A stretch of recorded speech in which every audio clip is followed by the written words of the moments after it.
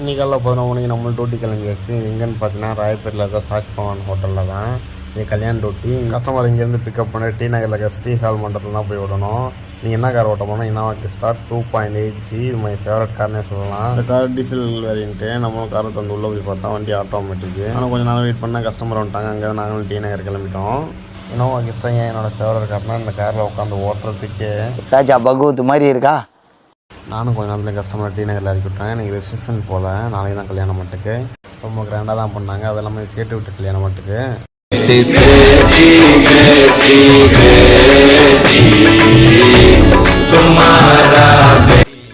Customer ஒரு 11 மணிக்காக வந்தாங்க. நம்மள அவங்களுக்கு பிக்கப் பண்ணிட்டு கிளம்பிட்டோம். இப்போ எங்கே எங்களுக்கு ட்ராப் பண்ண போகிறோம்னா காலையில் எங்கே பிக்கப் பண்ணுவாங்க ட்ராப் பண்ணிட்டு நம்ம கிளம்ப வேண்டியதான் வீட்டுக்கு.